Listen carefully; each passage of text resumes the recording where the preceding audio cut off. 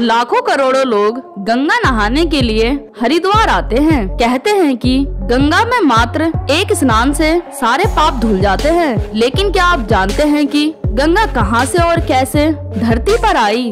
अगर नहीं तो चलिए मैं आपको बताती हूँ। हमेशा से धरती पर लोगों का कल्याण कर रही गंगा की धारा कैसे पृथ्वी पर आई, ये जानने के लिए जब हमने उत्तराखंड के बारे में जाना तो वहाँ से निकले एक धारा के बारे में भी जाना, जहाँ कई साधु संत तपस्या कर रहे थे, जिसे गौमुख के नाम से भी जाना जाता है। देवभूमि उत्तराखंड में वो जगह है जो अपने आप में चारों धामों को समेटे बैठी है, जहाँ केदारनाथ, बद्रीनाथ, यमुनोत्री और गंगोत्री के दर्शन होते हैं। ये सारे धाम हिंदू धर्म में अपना एक अलग और महत्वपूर्ण स्थान रखते हैं। लेकिन इनमें से एक गंगोत्री, जिसको लेकर कहा जाता है कि हिमालय के गोद से निकली इस धारा के पीछे कई बड़ी मान्यताएं छुपी हुई हैं, जो शिव की जटा से निकली गंगा बया करती है। गंगोत्री नदी को लेकर बताया गया है कि कपिल मुनि ने क्रोधित होकर राजा सागर के बेटों को श्राप दिया था, जिससे राजा सागर के बेटे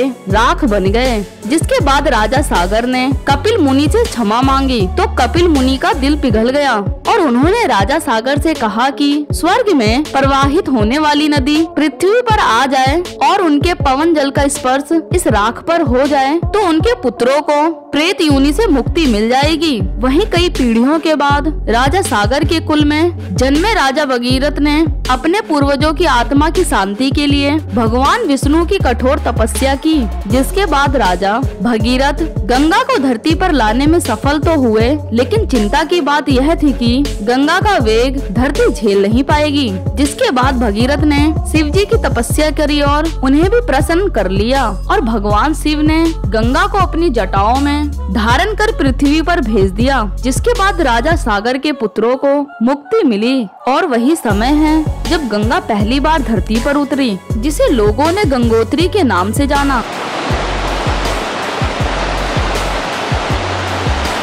वहीं गंगोत्री के इस धाम के पास मंदिर भी बना हुआ है, जिसके बारे में कहा जाता है कि 8वीं शताब्दी में इस मंदिर को सेना के एक मंत्री ने बनवाया था। जिसके बाद से ही कई साधु संत तपस्या के लिए तट पर आते रहे। दोस्तों, ये तो बात हुई कि गंगा कैसे धरती पर आई। आइए जानते हैं गंगा के बारे में और कुछ महत्वपूर्ण बातें। गंगा भारत देश की राष्ट्रीय नदी है और एक महत्वपूर्ण नदी होने के साथ साथ एक पूजनीय नदी भी है। वहीं ये नदी दुनिया की तीसरी सबसे लंबी नदी है, जिसका उद्गम स्थल समुद्र तल से करीब 3140 मीटर ऊपर है। हिंदू शास्त्रों और पुराणों के मुताबिक स्वर्ग में गंगा को मंदाकिनी और पाताल में भगीरथी कहते हैं। वहीं दोस्तों, समस्त संसार में सिर्फ गंगा ही इकलौती ऐसी नदी है जिसे माता के नाम से पुकारा जाता है। और वैज्ञानिक खोज से यह पता लगा कि पवित्र गंगा के पानी में कुछ ऐसे जीवाणु हैं जो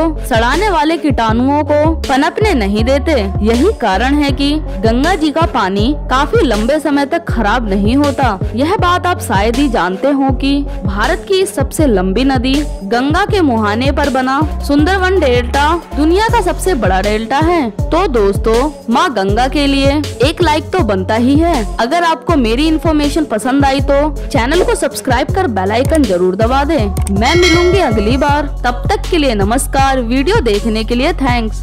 चैनल को सब्सक्राइब कर बेल आइकन जरूर दबा दें। मैं मिलूंगी अगली बार, तब तक के लिए नमस्कार। वीडियो देखने के लिए थैंक्स।